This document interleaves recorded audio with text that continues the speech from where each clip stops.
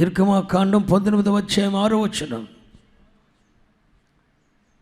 మీరు నాకు యాజక రూపమైన రాజ్యముగాను, మీరు నాకు యాజక రూపమైన రాజ్యముగాను. స్తోత్రం చెప్పున హల్లెలూయా. యాజక రూపమైన రాజ్యం అంటే అర్థమైనా తెలుసా? సమస్త ప్రపంచానికి పరిహారం చేయగలిగిన వారు మీదే. యాజకత్వం మీది, లేవియత్వం మీది, ధర్మశాస్త్రం మీది, అన్ని మీవే అంటూ ధర్మశాస్త్రము లేఖనములు వారికి ఇచ్చాడు, యాజకత్వం వారికి ఇచ్చాడు, ప్రధానులను వారికి ఇచ్చాడు, ప్రవక్తలను, లేవీలను, యాజకులను, రాజులను వారిలో పుట్టించి నడికట్టుగా ధరించి వారికి ఘనత తెచ్చాడు. ఆ నడికట్టట ఆయన మాట వినలేదట. ఏం చేయలేదు? చదవండి రండి. 13వ అధ్యాయం ఇర్మియా గ్రంథం 13-11. నడికట్టు నరుని నడుమునకు అంటి ఉన్న నడికట్టు యూదా వంశస్థులందరినీ, ఇశ్రాయేలు వంశస్థులందరినీ, యూదా వంశస్థులందరినీ నడికట్టు నరుని నడుమునకు అంటి ఉన్న రీతిగా నన్ను అంటి ఉండజేసి కాని వారు నా మాట వినకపోయి ఉన్నారు. పెందల కడునే లేచి నా ప్రవక్తలను పంపి జరగబోయేది, జరుగుతున్నది అంతా చెప్పాను, వారు వినలేదు. వినకపోగా ప్రవచించిన దైవజనుణ్ణి హింసపాలు చేశారు, నీళ్లు లేని గోతుల్లో తోసేశారు, ఆహారం లేకుండా చేశారండి. ఎన్ని దినాలు ఇర్మియా ఆహారం లేకుండా బ్రతికాడు మీకు తెలుసా? గోతులో పడేసి రోజుకొక రొట్టె ముక్క దాంట్లో వేసేవాళ్ళట. ఆ బురదలో ఎక్కడుందో ఎవడో తెలుసు. తిన్నాడో తినలేదో మహానుభావుడు ప్రవక్త. అలాంటి ప్రవక్తలను పంపించి జరగబోయేదంతా చెప్పాడు, వారు వినలేదు. అప్పుడు దేవుడు ఏం చేశాడో తెలుసునా? నడుమునకు అంటి ఉన్న ఆ నడికట్టును ఇప్పి యూఫ్రటీసు నది దగ్గర పడవేశాడు. అంటే అర్థం ఏంటి? ఆయనను అంటి ఉండనిచ్చిన దేవుడు ఇంతవరకు ఎన్ని ఎంత వేధించినా, ఎంత ఆయనకు అవమానం కలిగించినా, ఆయన వలన ఘనత పొందిన ఇశ్రాయేలు యూదావారు నడుమునకి అంటి ఉండనిచ్చాడు దేవుడు. ఘనత పొందారు, విలువ పొందారు. యాజకత్వం మాది, లేవియత్వం మీది, రాజులు మేము, ప్రపంచాన్ని శాసించగలిగిన సౌభాగ్యం మాది అంటూ గర్వించారు. వారు దేవుని మాట వినలేదు. అప్పుడు ప్రభు ఏం చేశాడు? నడుమునకు అంటి ఉన్న నడికట్టును తీసి బబులోను అనే యూఫ్రటీస్ నది దగ్గర దాన్ని పాతిపెట్టారు. అసలు యూఫ్రటీస్ నది గురించి మీరు ఎప్పుడు మర్చిపోకూడదు.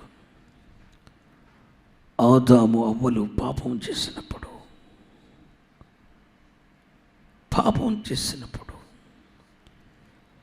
ఆ యూఫ్రటీస్ నదీ ప్రాంతంలోనే దేవుడు పరిహారం చేశాడు. అసలు ఒక మాట చెప్తాను, ఆదాము అవ్వలు పాపం చేయకముందే ఆయనను స్తుతించటానికి ఏర్పరచుకున్న కోటాను కోట్ల దేవదూతలు, కెరూబులు, షెరూబులు ఉన్నాయి. వాటన్నిటికీ ప్రధాన దూత ఎవడు? లూసిఫర్. వీడు ప్రధాన దూత అయిన లూసిఫర్ అభిషేకం నొందిన వాడే, పరిశుద్ధుడే. కానీ అతనిలో ఒక స్వార్థం వచ్చింది. దేవుని సింహాసనం మీద కూర్చుండాలి అని. అతని ఇతరునాంటి నమ్మకస్తుని ఇంకొకడు లేడు. పరలోకంలో ఇతడే ప్రధానమైన దూత. కొన్ని కోట్ల సంవత్సరాలు దేవునికి నమ్మకంగా ఉన్నవాడు, దేవుడు చెప్పిన పని నిర్వర్తించిన వాడు ఈ లూసిఫర్. కానీ అతనికి ఎప్పుడైతే మనసులో గర్వం వచ్చింది, దేవునితో సమానునిగా చేసుకోవాలనుకున్నాడు, ఆయన సింహాసనమే కూర్చుండాలనుకున్నాడు. దానికోసం ఒక గుంపును తయారు చేసుకున్నాడు పరలోకంలో. ఒకరు కాదు, ఇద్దరు కాదు, ముగ్గురు కాదు, 3 వంతులు, 5 వంతులు ఉన్నారు పరలోకంలో. 5 వంతుల దేవదూతల్లో 3 వంతుల వారిని ఇటు తన తట్టు తిప్పుకున్నాడు. ఎవడు? లూసిఫర్. 3 వంతుల దూతల్ని తన పక్షంగా తిప్పుకొని, నా మెజారిటీ ఎక్కువ, నీ సింహాసనం నాకు కావాలని అన్నాడు. దేవుడు వారిని త్రోసివేశాడు. త్రోసివేసి ఈ యూఫ్రటీస్ నదీ ప్రాంతం దగ్గరే ఆ పడద్రోయబడిన దేవదూతలందరినీ బంధించి పాతిపెట్టాడు. అగాధం అక్కడ ఉంది. ఎక్కడుంది? యూఫ్రటీస్ నది దగ్గర అగాధం ఉంది. అయితే ఇప్పుడు యూఫ్రటీస్ నది దగ్గర అగాధం, ఆ పడద్రోయబడిన దేవదూతలు అక్కడే ఉన్నారు. పడద్రోయబడిన దేవదూతలు అక్కడే ఉన్నారు, అక్కడ పాతి పెట్టారు. కానీ ఈ నడికట్టుని ఏం చేశాడంటే బండ సందుల్లో దాశాడు. దేవదూతలు పడిపోయినప్పుడు పాతాళంలో అగాధంలో పడవేసినట్లు వీరిని అలా అగాధానికి పంపించలేదు, కానీ బండ సందుల్లో దాశాడు. అక్కడ కూడా దేవుడు భద్రత ఉంచాడు. చెరలోనికి ఆ యూఫ్రటీస్ నది బబులోను చూయిస్తుంది. ఆ బబులోను దగ్గర కూడా దేవుడు భద్రత ఉంచాడు. కానీ వీరైనా ఆయన మాట వినలేదు, ఈ నడికట్టు వినలేదు. అప్పుడు ఏం జరిగిందో తెలుసునా? ఆ నడికట్టు మరలా కొంతకాలానికి చూస్తే అది చెడిపోయి ఉండేను. మరి దేనికి? మాట్లాడండి, దేనికి? ఒకప్పుడు దేవుని నడుమునకు అంటి ఉండి, దేవుడు తన నడుమునకు అంటి ఉండనిచ్చినంత కాలం ఈ నడికట్టుకున్న ఘనత వేరు, ఈ నడికట్టుకున్న కీర్తి వేరు, ఈ నడికట్టి అనుభవించిన రేంజ్ వేరు. కానీ ఎప్పుడైతే ఈ నడికట్టు దేవుడు తన స్వరక్తమిచ్చి తన కుమారుని అద్వితీయ కుమారుడైన ప్రభుని యేసుక్రీస్తు వారి మరణము ద్వారా, రక్తము ద్వారా పాపమనే దాస్యములో ఉన్న వీరిని కొని ఆయన తన నడుమునకు అంటి ఉండనిచ్చినంత కాలం దీని ఘనత వేరు, దీని స్థాయి వేరు, దీని లెవెల్ వేరు. అది ప్రపంచానికే ఒక యాజక రూపమైన రాజ్యం. ఎప్పుడైతే దేవుడు ఈ నడికట్టు గర్వించిందే కాదు, దాని స్థాయిని బట్టి, దానికి స్థితిని బట్టి, అప్పుడు దేవుడు దాన్ని తీసేశాడు, దూరం చేశాడు. దూరం చేయగానే దాని స్థితి ఏమైంది? చెడిపోయిన. దేనికి? నేను మీతో చెప్పదలిసిన ఉపదేశం ఏంటో తెలిసిన? ఒకప్పుడు నీవు కూడా పాపమనే దాస్యములో ఉన్నావు, అంధకార సంబంధమైన చీకటి రాజ్యములో ఉన్నావు, అపవాది ఏలుబడిలో మగ్గిపోయావు, పాప వ్యసనాల కింద నలిగిపోయావు, దుర్వ్యసనాలతో అపవిత్రమైన క్రియలతోనూ నింపబడిపోయావు. కానీ ప్రభు నిన్నేం చేశాడు తెలుసా? దేవునిని ఎరుగని అన్యజనుల వలె అని ఉన్నప్పుడు, పాపమనే దాస్యములో, పాప వ్యసనాలనే దాస్యములో, త్రాగుడు మద్యపానం అనే దాస్యములో నీవు ఉన్నప్పుడు, ఆ వ్యసనకాంతమైన పరిస్థితిలో నుండి ఆ పాప దాస్యములను విమోచించటానికి తన కుమారుడైన ప్రభు అయిన యేసుక్రీస్తును నీ కొరకు బలిగా అర్పణగా చేసి ప్రాణాన్ని పెట్టించి తన కుమారుని ప్రాణ విమోచన ద్వారా, క్రయధనము ద్వారా, తన ప్రాణము ద్వారా తన కుమారుని ప్రాణమును వెలగా చెల్లించి నిన్ను అన్యజనాంగములో నుండి, నిన్ను పాప వ్యసనములో నుండి, పాప దాస్యములో నుండి నన్ను విమోచించాడు. స్తోత్రం చెప్పరే. అందుకని దేవుడు తన స్వరక్తమునిచ్చి సంఘాన్ని కొన్నాడట. ఈ 13వ అధ్యాయంలో ఉన్న నడికట్టు కూడా అది కొనబడింది. మనము కూడా ప్రభు అయిన యేసుక్రీస్తు రక్తము ద్వారా సాతాను సంబంధమైన, చీకటి సంబంధమైన, అంధకార సంబంధంలో మనం ఉన్నప్పుడు ఆ సాతాను బంధకాలను మనం విమోచించడానికి దేవుడు తన ప్రాణమును పెట్టి మనల్ని కొన్నాడు. అందుకే ప్రభు అంటాడు, మీరు నా సొత్తు, నేను విలువ పెట్టి మిమ్మల్ని కొన్నాను అంటాడు. ఆయన కొనుక్కున్నాడంటే మనల్ని కొనుక్కున్నాడు. కొన్న మనలను ఏం చేశాడు? తన సొత్తుగా మార్చుకున్నాడు. తన నడుమునకు అంటి ఉండనిచ్చాడు. ఏం చేశాడు? మాట్లాడేంటండి? ఆయనను అంటి ఉండనిచ్చాడు. యోహానును తన రొమ్మ మీద ఆనుకుని ఉండనిచ్చినట్లుగా నన్ను కూడా ఆయనకు అంటి ఉండనిచ్చాడు. ఇక మన స్థాయి పెరిగింది, మన భక్తి పెరిగింది, మన ఆర్థిక స్థితి పెరిగింది, మన ఘనత పెరిగింది, మన విలువ పెరిగింది, ఒక రేంజ్ వచ్చింది, ఒక స్థాయి వచ్చింది, కొదువలు తీర్చబడ్డాయి, అనుదినాహారం మనకు అనుగ్రహించబడుతుంది. లేదు లేమి అన్న మాట లేకుండా పోషించబడుతున్నాం. అనారోగ్యం వస్తే ఆయన హస్తమే స్వస్థపరుస్తుంది. శత్రువైన అపవాది వాడి సేనలు మన మీద దాడి చేస్తే ఆయన రక్తము ద్వారా మనం విడుదల పొందటానికి ఆయన రక్తమును మన చేతిలో ఉంచాడు. ఇన్ని చేసిన ప్రభు మనలను తనను అంటి ఉండనిచ్చాడు. అందుకు దేవునికి స్తోత్రం చెప్తావా? అంటి ఉండనిచ్చిన దేవుడు, ఇదిగో నేను మరలా త్వరగా వస్తాను. ప్రపంచంలో నాశనము జరగబోతుంది, ప్రపంచంలో విపత్తు రాబోతున్నది, ప్రపంచమంతా లయము కాబోయే రోజులు రాబోతున్నాయి. ఈ భూమి శాశ్వతం కాదు. వీరు చూస్తున్న భూమి ఆకాశము చుట్టబడిన గ్రంథము వలె తొలగిపోతాయి. అవి ఉండవు, అవి ఉండేవి కావు. ఇదిగో పంచభూతాలు, మానవ జీవిత మనుగడకు ఆధారమైన పంచభూతములు తీవ్రమైన వేడిమితో లయం కాబోతున్నాయి. గాలి ఉండదు, నీరు ఉండదు, అగ్ని ఉండదు, భూమి ఉండదు, ఆకాశం ఉండదు.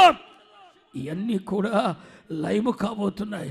ఆ లయము కాబోయే దినమునకు ముందు, ఆ నాశనము రాబోయే దినమునకు ముందు మరలా నేను తిరిగి వస్తాను, మరలా నేను తిరిగి వస్తాను. ఇదిగో మరలా నేను తిరిగి వస్తాను. నేను తిరిగి వచ్చే సమయానికి ముందు ప్రపంచంలో నన్ను నమ్మిన బిడ్డలకు శ్రమ కలుగుతుంది. అగ్ని వంటి మహాశ్రమ కలుగుతుంది. అగ్ని వలన పరీక్షింపబడతారు.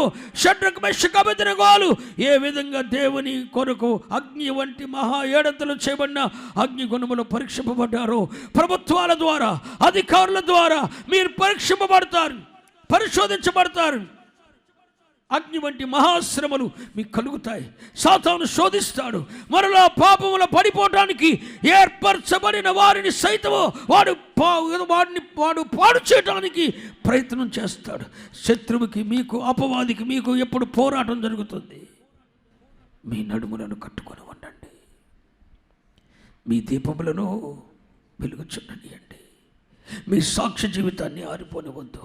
దేవునితో మీకున్న సంబంధం ఆ నడికట్టి వలె అంటి ఉండనివ్వండి, అంటి ఉండనివ్వండి, అంటి ఉండనివ్వండి. సాతాను పోరాటాల్లో తట్టుకోలేక, సాతాను వేస్తున్న పన్నాగాలలో, వారు వండుతున్న ఉరిలో, వాడు వండుతున్న వలలో, వాడి పన్నిన పన్నాగోలో నువ్వు చిక్కబడకుండా నాతో అంటి ఉండనివ్వు. ఇదిగో నేను నీయందు, నువ్వు నాయందు ఉండినట్లు నా బలను ఆచరించు. నా రొట్టి ద్రాక్ష రసాల్లో పాలిభాగస్తున్నావు. నా శరీరమును తిని నా రక్తమును త్రాగుతాడో వాని యందు నేను, నా యందు వాడు ఉంటాడు. అయితే నేను మీ యందు, మీరు నా యందు ఉండటానికి ఈ పరిశుద్ధ బలను ఆచరించండి. నేను మీ యందు, మీరు నా యందు ఉండాలంటే బలను ఆచరించాలి. ఈ బలను ఆచరించాలంటే నీకు ఆ అర్హత ఉందో లేదో పరీక్షించుకో. బల్ల మనకేమి నేర్పుతుందో తెలుసా? ప్రభువుతో మనం అంటి ఉండటానికి అర్హత ఉందా లేదా అని మనల్ని పరీక్షించేది ప్రభు బల్ల. ప్రభువు కొరకు మనను పాపదాసుల్ని మోచించటానికి ఆయన రక్తమును కాల్చి ప్రాణం పెట్టి మనల్ని విడిపించాడని ఆ రక్తము, ఆ రొట్టె మన చేతిలో ఉంది. ఆయనను జ్ఞాపకం చేస్తుంది, ఆయన త్యాగాన్ని జ్ఞాపకం చేస్తుంది, ఆయన నీ కొరకు ఏం చేశాడో జ్ఞాపకం చేస్తుంది. అంతేకాదు, ఆయన నీలో రావటానికి, నువ్వు ఆయనలో ఉండటానికి లేఖనానుసారంగా జీవిస్తున్నావా లేదా అని పరీక్షించుకునేటట్టు చేస్తుంది ప్రభు వల్ల. ఇవన్నీ చేసి నేను వస్తాను, మరలా వస్తాను అని ప్రభు చెప్పాడు. లేఖనాల ద్వారా మాట్లాడారు. నా రాకడకు ముందు భూమి ఎందంతటా ఒక అమెరికా కాదు, ఇంగ్లాండ్ కాదు, జపాన్ కాదు, జర్మనీ కాదు, ఇండియా కాదు, భూదిగంతములు లోకమంతటి మీదకి నాశనం రాబోతుంది. తెగుళ్ళు రాబోతున్నాయి, యుద్ధాలు వస్తాయి. వీటన్నిటికంటే ముఖ్యంగా ప్రకృతి వైపరీత్యాలు వస్తాయి. నశించిపోయేవాడు నశించిపోతాడు, తప్పించుకునేవాడు తప్పించుకుంటాడు. ఈ మాటలన్నీ ప్రభు మనతో చెప్పాడు. అందుకు నీకు పరిశుద్ధ జీవితం, పవిత్ర జీవితం, ఆయనతో అంటి ఉండ జీవితం నీకు ఉండాలని ప్రభు చెప్పాడు. విన్నావా? రేపు జరగబోయే దాని గురించి ప్రభు నీతో చెప్పాడు. విశ్వసించావా? నీ మధ్యకు ప్రవక్తలను పంపాడు. ఎంతోమందికి లేని విలువలను నీకు ఇచ్చాడు. నీ కొరకు యాజకులను, ప్రవక్తలను, లేవీలను, యాజక ధర్మం జరగటానికి మందిరాలను, సంఘక్రమాలను ఎన్నో ఇచ్చాడు, ఎన్నో చేశాడు. నీ మధ్యకు ఉదయమనే లేచి యెహోవా సెలవిచ్చినదేమనగా అని నిన్ను గూర్చి, నీ భవిష్యత్తును గూర్చి, జరగబోయే విపత్తులను గూర్చి ప్రకటించే యెహోవా వాక్కు వెల్లడి చేయగలిగిన, ప్రవచన వాక్కు వెల్లడి చేయగలిగిన యాజక సమూహమును, లేవి సమూహమును, ప్రవక్తలను, యాజకులను, పరిచారకులను, సువార్తికులను, బోధకులను, కాపరులను మీ యొద్దకు పంపాడు. వారి మాట విన్నావా? నిన్నెంతకాలం నడువును కంటి ఉండనిస్తాడు బిడ్డ. నీవేమో లోకము తట్టు ఆకర్షించబడుతుంటే, నీవేమో వ్యసనాల తట్టు వెళ్ళిపోతుంటే, సంవత్సరములు జరుగుతుండగా నీలో ఒక నూతన కార్యం జరగాలి. హబక్కూకు చెప్తాడే, సంవత్సరములు జరుగుతుండగా, దేవా సంవత్సరములు జరుగుతుండగా మమ్మను నూతనపరచు. గత సంవత్సరం ఉన్నట్టే ఈ సంవత్సరం నువ్వు ఉండకూడదుగా. నువ్వు రక్షింపబడింది 2011 అనుకో, 12లో ఉండకూడదుగా, 15లో ఉండకూడదుగా, 20లో ఉండకూడదుగా. నువ్వు ఆత్మీయతలు ఎదుగుతున్నావుగా, నువ్వు నూతనపరచబడాలిగా, ఒక దైవిక మార్పు నీలోకి రావాలిగా. సంవత్సరములు జరుగుతుండగా నూతన కార్యము నీ జీవితంలో జరగాలిగా. జరుగుతుందా నూతన కార్యం? 2023 గతించిపోయింది. 2021లో 2020లో ప్రపంచాన్ని వణికించిన పరిస్థితులు నీ కళ్ళ ముందు లేవా? 2020, 2021, 22 పరిస్థితులు ఎలా ఉన్నాయి? నువ్వు ఆయనతో అంటుకట్టబడి ఉన్నావా? ఆ రోజుల్లో నీకున్న దైవిక భయం ఈ రోజుందా? సంవత్సరములు జరుగుతుండగా, దేవా నన్ను నూతనపరచయ్య, ఒక నూతన కార్యం నాలో జరిగించాలి అంటే, గత సంవత్సరం నీవు ఉండకూడనట్టుగా 2025లో ఉండకూడదుగా అంటే అర్థం ఏంటి? అంతకంటే ఒక శ్రేష్టమైన భక్తిలో ఎదగాలిగా. సంవత్సరంలో జరుగుతుండగా నీలో ఒక నూతన కార్యం జరగాలిగా, ఒక దైవిక మార్పు రావాలిగా, ప్రతిష్టత, సమర్పణ, వైరాగ్య, దేవునితో సత్సంబంధం పెరగాలిగా. ఇంకా నువ్వు దేవునికి సమీపస్తుడవై ఉండాలిగా. నీవు ఆయనకు సమీపంగా వెళ్ళాలి తప్ప దూరంగా వెళ్ళకూడదుగా. అర్థమవుతుంది అన్నవాళ్ళు దేవునికి స్తోత్రం చెప్పండి. చెప్పండి హల్లెలూయా.